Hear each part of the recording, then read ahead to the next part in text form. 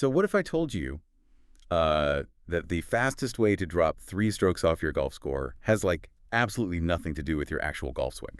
I mean, I think most people would be pretty skeptical, right? Because usually when we talk about improving a complex physical skill like golf, there's this underlying expectation of a really grueling timeline. Oh, totally. You tweak your grip, you rebuild your posture, and you basically mentally prepare to live in the construction dust for, like, 6 months. You did accept that your scorecard is going to get significantly worse before it gets better. Right, yeah.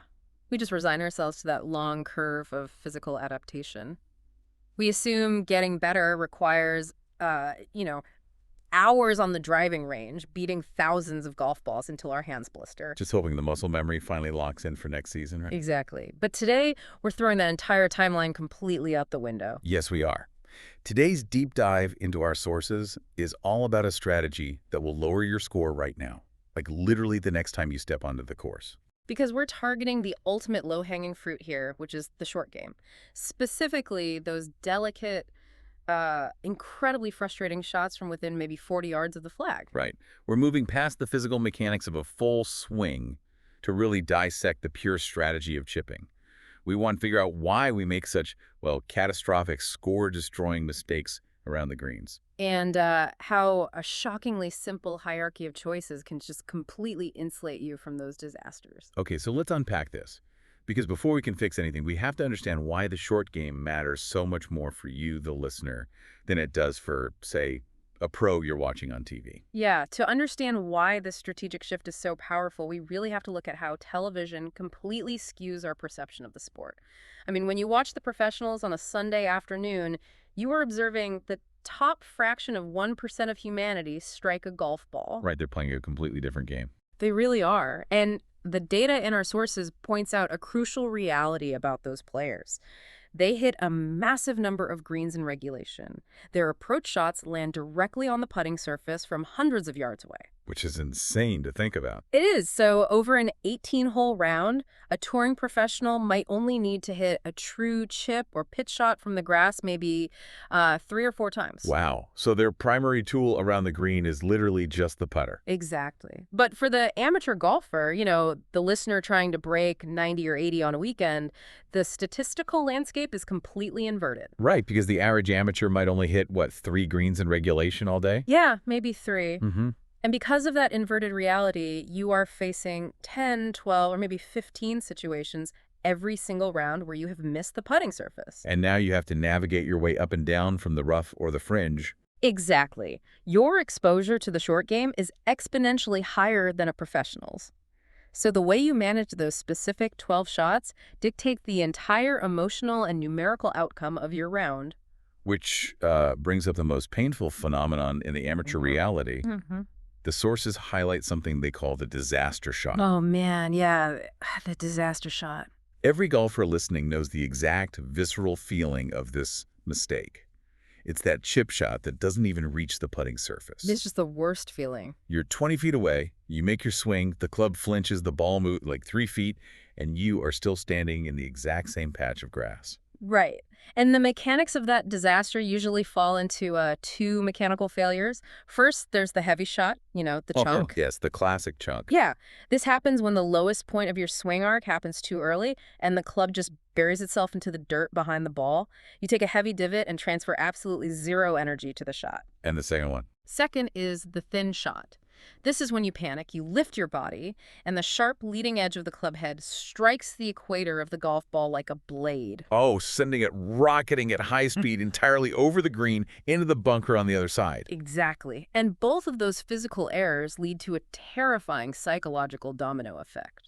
Yeah, I mean, you miss the green on your approach, which is totally fine. That's a bogey at worst if you play it smart. Right. But then you chunk your first chip.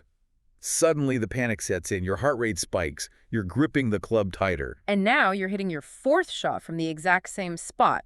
A manageable bogey instantly mutates into a double or triple bogey. It ruins the hole, and it absolutely destroys your psychological momentum for the next hour. And that emotional compounding is exactly why the strategy outlined in our sources is so vital to understand. Because around the greens, you are not trying to execute a highlight reel shot. You are simply trying to neutralize the threat. I look at this the exact same way I look at unforced errors in amateur tennis. Oh, that's a great comparison. Right, because if you watch two club-level tennis players, the match is never won by the person hitting, like, screaming cross-court topspin winners. Yeah. The match is won by the person who simply refuses to hit the ball into the net. Absolutely. It's not about hitting winners. It's about not beating yourself. So if our entire mission here is just avoiding the unforced error and keeping the ball in play, what is the foundational safety net? Like, what is the bedrock physics of keeping us safe? What's fascinating here is how the sources distill this down to a single, elegant law of risk management.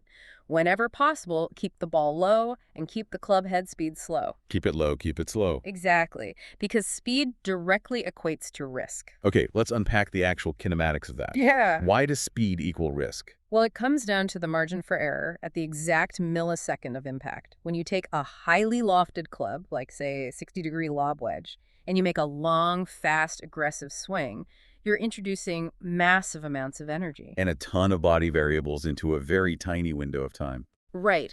If your club face is twisted open by just a fraction of a degree, or if your attack angle is 1 single millimeter too deep into the turf, that high club head speed violently amplifies the mistake. Ah, so a fast swing that catches the ball thin doesn't just miss the hole. It sends the ball flying 50 yards in the wrong direction. Exactly. But by keeping the club head speed slow, you constrain the variables. You're basically putting a speed limit on the damage. That's exactly it.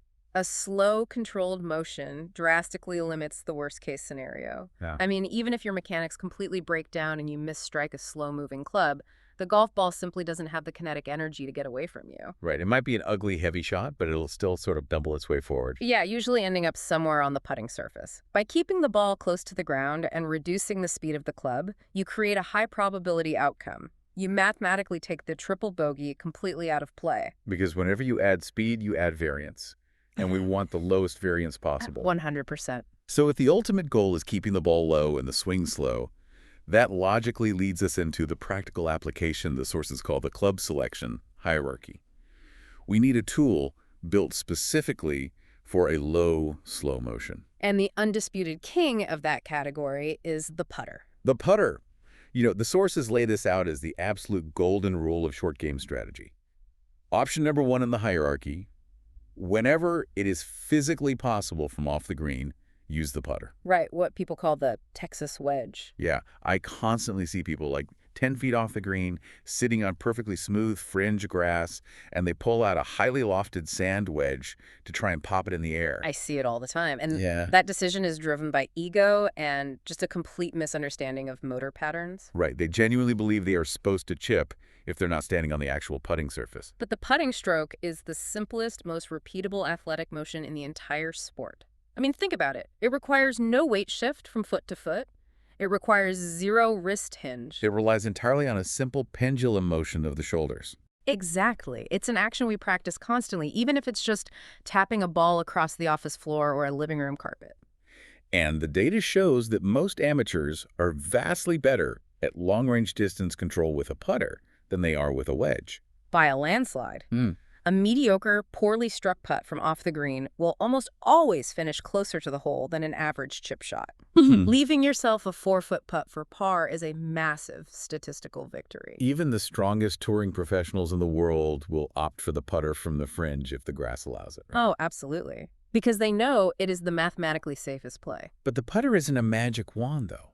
We don't play golf on frictionless surfaces. True. So what happens when the grass between you and the green is like 3 feet of wet, shaggy frog hair?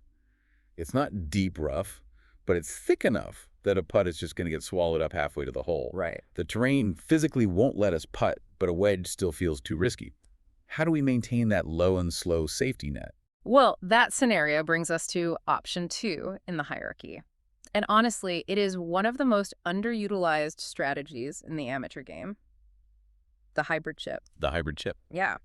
The sources explain that when the grass provides too much friction for a normal putt, grabbing a hybrid club or a fairway wood is an incredibly effective bridge between putting and pitching.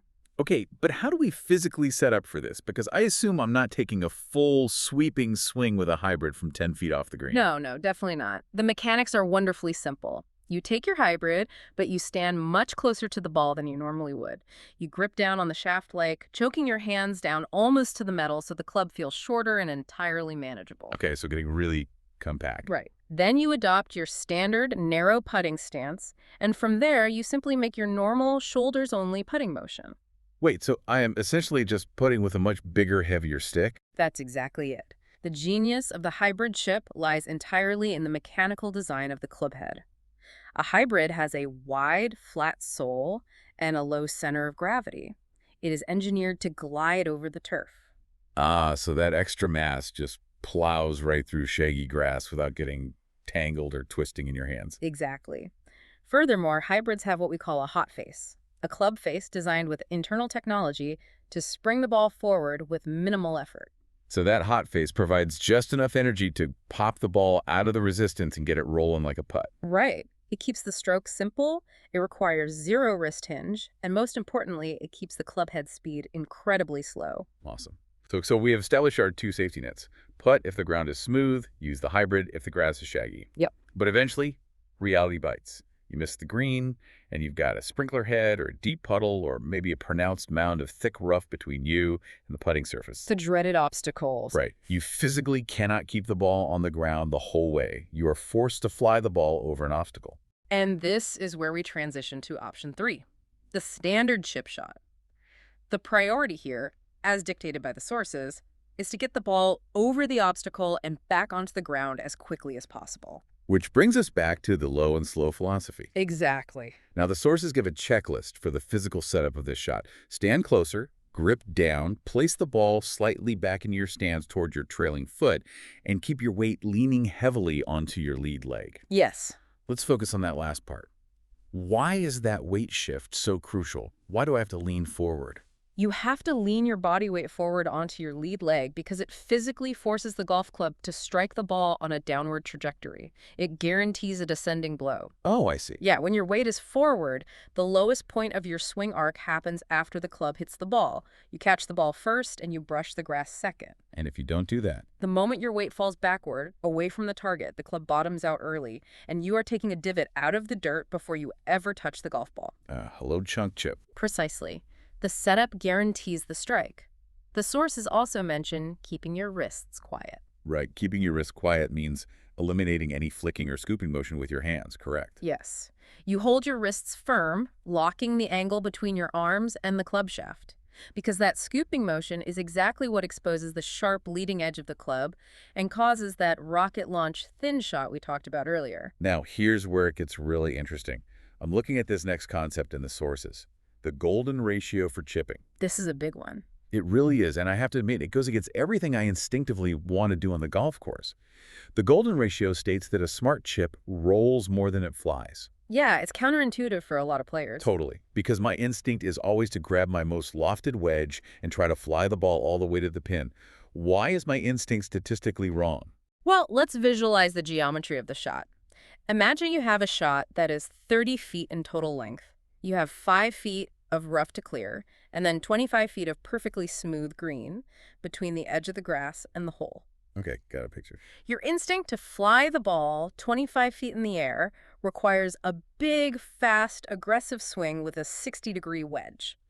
That violates our core rule of risk management. Right, because of the speed. Exactly. The golden ratio emphasizes that distance control should be managed by carrying the ball only the exact distance required to clear the obstacle. So I should treat the green like an airplane runway. I want to get the wheels down as soon as possible. I love that analogy, yes. In that 30-foot scenario, you take an 8-iron or a 9-iron, you execute your quiet wrist swing, and you fly the ball just 6 feet in the air. Just enough to clear the rough. Exactly. It clears the rough, lands softly onto the front edge of the green, and then rolls like a putt for the remaining 24 feet. Because the moment the ball is on the ground, rolling on the smooth surface of the green, all those chaotic variables just disappear. They vanish. The ball isn't fighting crosswinds. It isn't fighting unpredictable backspin. It is just dealing with gravity and slope.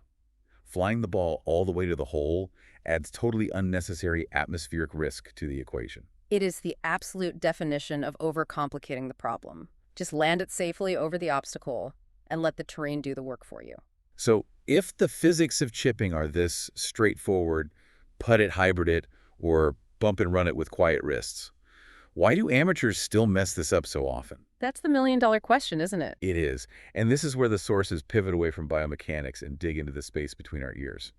We have to talk about ego management and the ultimate strategic trap in golf, being short-sighted. Oh, the short-sighted shot. That is where scorecards truly go to die. The listener visualizing this, being short-sighted means you have missed the green on the exact same side where the pin is located.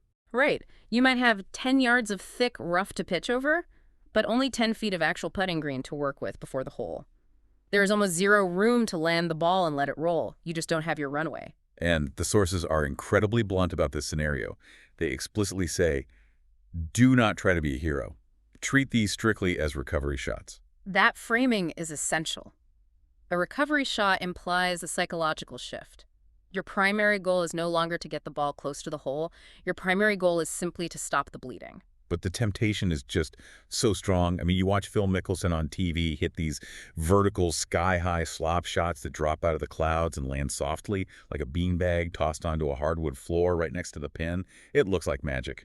It does look like magic, and that is exactly the hero complex talking. Right. The flock shot is visually intoxicating on television, but the sources explicitly state it should be treated as an absolute last resort. Yeah. I mean, to execute a flop shot, you have to twist the club face incredibly wide open, literally pointing it toward the sky like a spatula. And then you take a huge swing. Right. Yeah, you drop your hands, take a massive, aggressive, high-speed swing, and attempt to slide the club precisely millimeters under the ball.